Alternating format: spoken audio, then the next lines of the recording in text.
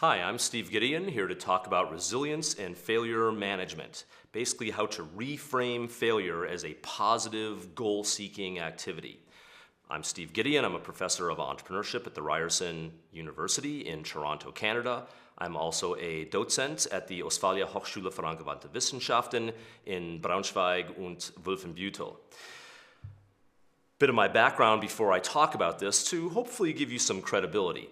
I'm on my third career. My first career was in engineering. I have a PhD from MIT in engineering, had a whole career in advanced materials and a bunch of other cool high-tech products.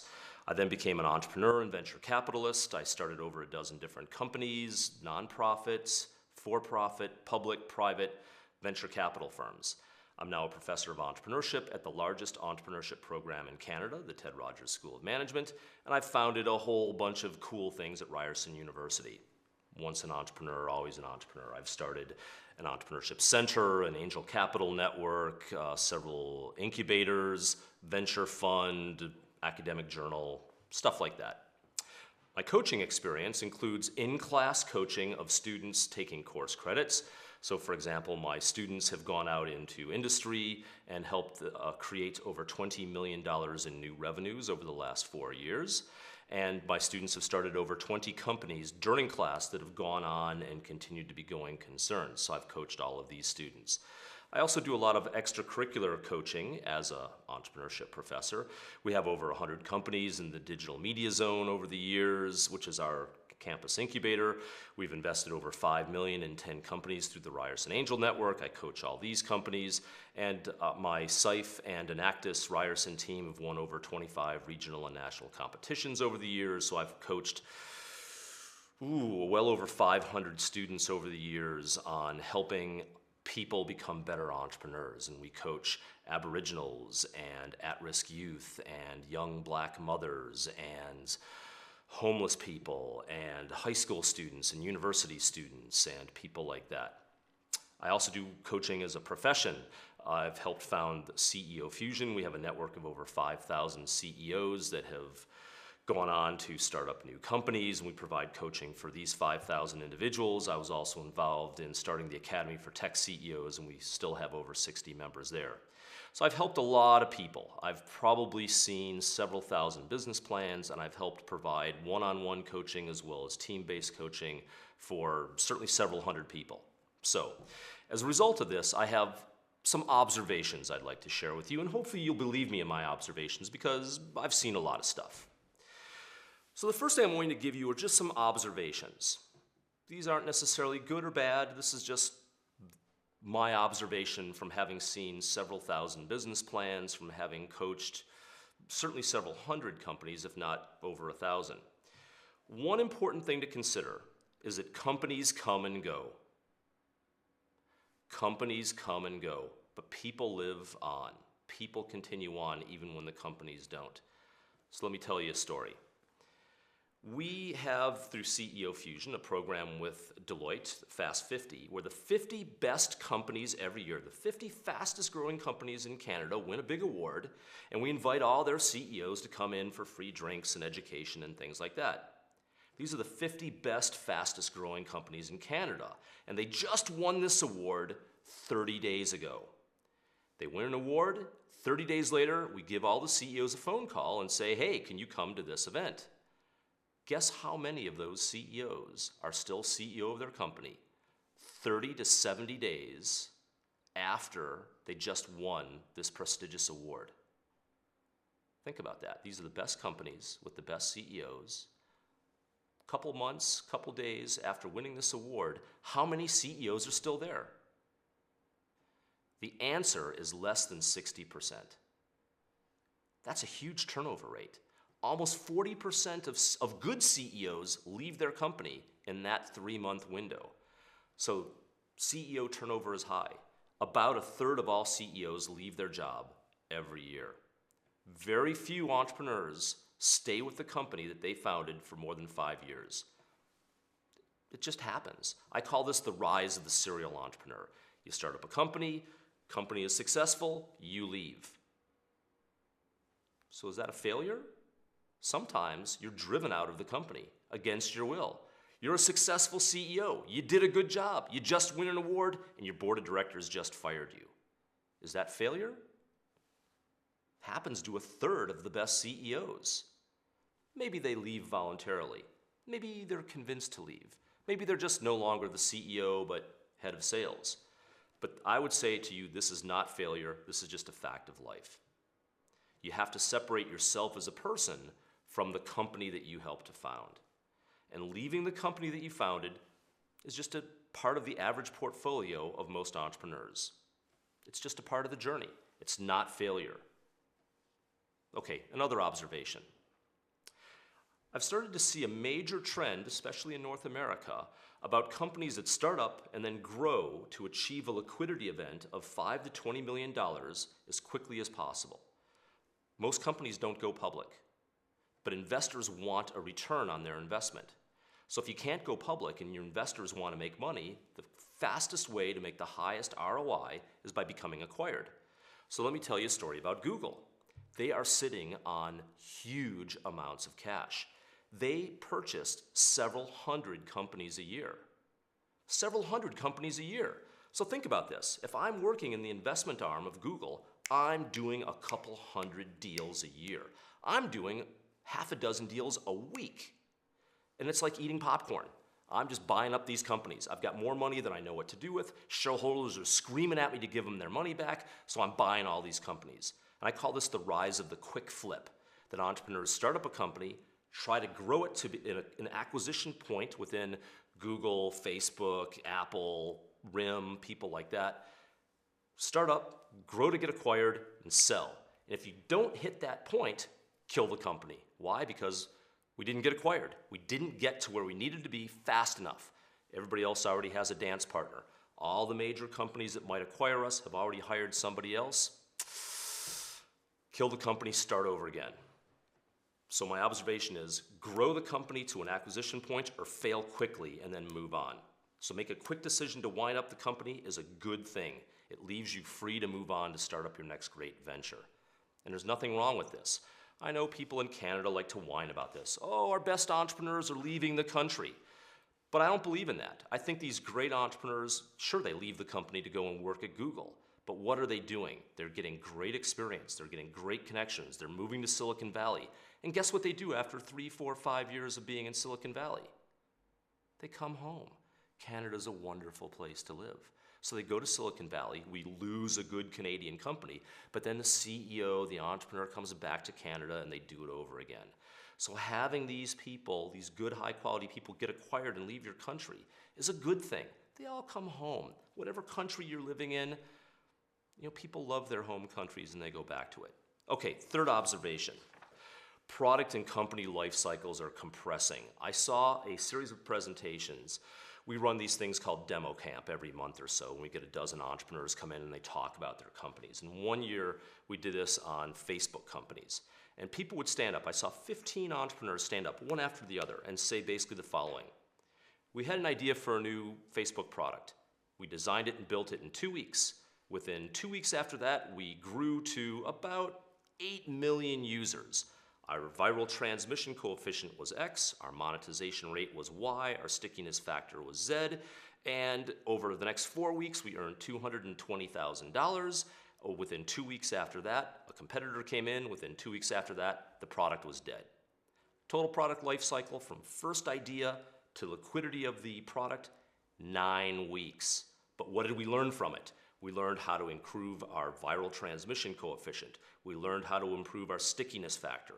We learned how to improve our monetization coefficient, and so we did it again. We designed a new product, took us 2 weeks, we launched it, grew to 15 million users, better viral coefficient, better monetization rate, and then competitors came in and we moved on.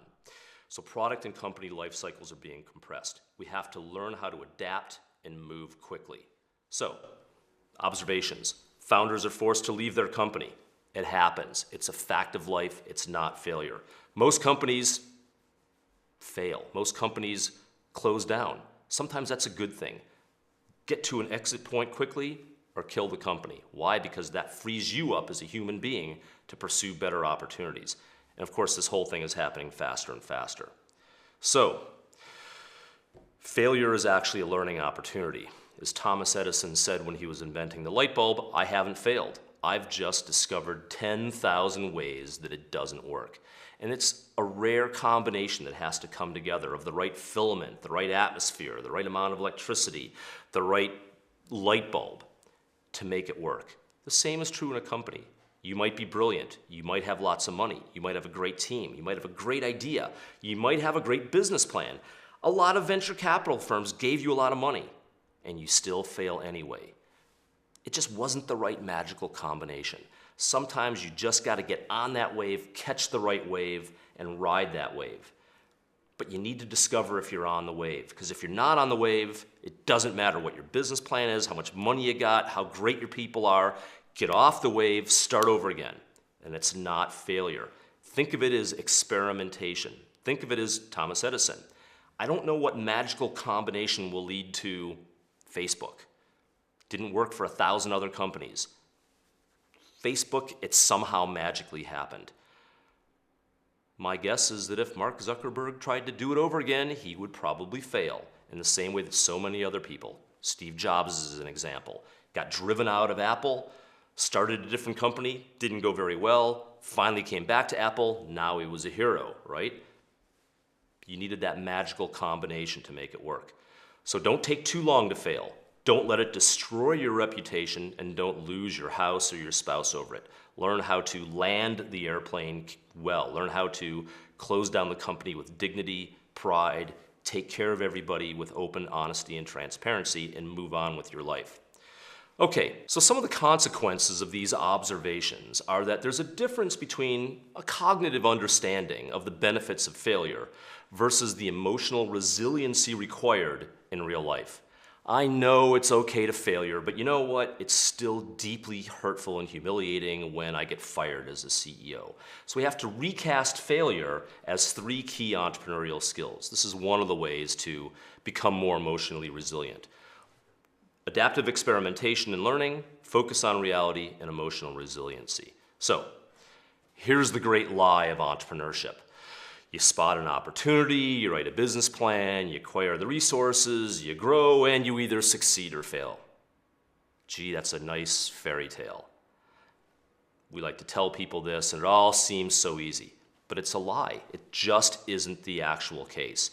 The reality is that you spot an opportunity, you talk to customers, you go back and start over again. You go back and talk to customers, you start over again. You design your business model, you start all over again. You finally go through this 3 times, you decide, you know what, this isn't gonna work, you stop and move on. Maybe you get to a go point. Maybe I'll finally write a business plan for marketing purposes to try to raise financing. You assemble your team. The new team member comes on. They spot new opportunities. They talk to customers. They change their ideas. Then you experiment by releasing a minimal viable product. That's the MVP in there. You release a minimum viable product. You don't spend 3 years creating the world's best product. You release something that gives you enough information to say, am I on the right track? Should I continue to invest resources, or do I go back again? You start selling to real customers. Why? Because you think you got a great idea. People tell you what you want to hear, but until you sell to real customers, you don't really know. Remember when Coca-Cola came out with New Coke, and they did all that product testing and released New Coca-Cola, and it failed? These were smart people, and the market testing just didn't show them what they needed to know. And it wasn't until they released the new Coke that they realized it didn't work, and then they had to go back and sell the old Coke and rebrand it as Classic Coke.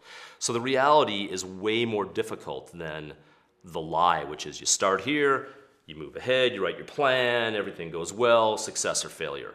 The reality is much more uglier. And what you need to learn how to do is you need to learn how to be adaptive and to change things, to try something.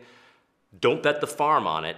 Learn, start over again. Learn a little bit more, start over again. So you invest as little as you need to get to the next major intelligence point to be able to do something more. So for example, homesteaders in California would take 3 attempts. The first person would build a home, try to raise cattle, and they'd fail and move on. The next people would come in, they'd decide, well, I'm going to try to raise sheep. They'd build a well, they'd put a wall around the thing, they'd build a nicer roof on the house. They'd fail. The third person would come in. Hey, there's a nice house here. We got a well. We got a fence. They'd decide, maybe I'm going to try olive tree farming or orange groves or something, and they'd be successful. That it takes several attempts. Remember Windows 3.1? Sure, but nobody remembers Windows 1 or Windows 2. Even Microsoft, one of the most successful companies on the planet, took 3 attempts to get Windows right. What are they up to now? Number 8 or something like that? Steve Jobs started Apple, got fired from his job. Started Next, didn't do very well. Came back to Apple, third time, hey, iTunes, iPod, iPad, iPhone, big hero, terribly successful. It takes many attempts. Very few people get it right the first time. So a key skill is define go, no-go points. These aren't failures. These are where do I need to get to make a positive, future-oriented, proactive decision to wind up the company. And emphasize the no-go decision as a successful experiment. Learn how to minimize risk by minimum viable products. Learn how to maximize learning by maybe having 3 marketing tests at once, having multiple landing pages, having 3 different brochures that you give out to discover that this kind of a brochure and value proposition works, this one doesn't. So do the inexpensive, low-cost ways that you could learn quickly and then adapt and move on. Second key entrepreneurship skill is to focus on reality. It doesn't matter what you want to believe. What matters is that reality is the final arbiter. You have to differentiate from what you want, what your definition of success is, from what you know to be true. I think the price of this product should be 30 euros, but until you've tested it at 20 euros, 40 euros, 50 euros, the Dom Perignon version of 500 euros, you don't really know what the valid price point is for your product. And so you think your company is going to be successful, you think that you should be the CEO, you want that to be true, but maybe it's just not true. Maybe you don't have the skills required to be the CEO. That's okay. If you discover that you're not the right person for the job, that's a success. That's not failure. Move on with your life, learn from it, go start up a new company or go join another company. Professional entrepreneurs use hard data and validated customers rather than their wishes and hopes and dreams of what they want success to look like. Finally, there's emotional resiliency. You have to separate yourself from the company. Companies come and go, but you will live on. You have to find a way to manage, I call them dialectic behaviors. You have to find a way to be passionate and excited and enthusiastic, but then at the same time, be dispassionate, to separate yourself from the company and say, you know what? My employees aren't as good as I thought they were. Maybe I'm not as good as I thought I was. Maybe the product isn't as good as I wanted it to be. You have to be able to sometimes be passionate and sometimes be analytical. You have to sometimes be perseverant. Keep trying, keep trying, keep trying, because that's what entrepreneurs tell you, but sometimes you have to fail quickly and move on with your life. You have to have skin in the game, but you have to have thick skin. So there's lots of these dialectic behaviors. So in the end, you have to have emotional resiliency, that it's not about what you want or what you hope or what you believe, but it's about taking the right actions to discover reality. And as the famous philosopher once said, try not, do or do not, there is no try. Get out there, make it happen, do the best you can, and reality will decide whether it's successful or not, whether you caught the wave and made it happen or not. And regardless of what reality decides the outcome is, it has nothing to do with you and yourself as personal failure or not, because you've got to get up, dust yourself off, and get back out there in the game.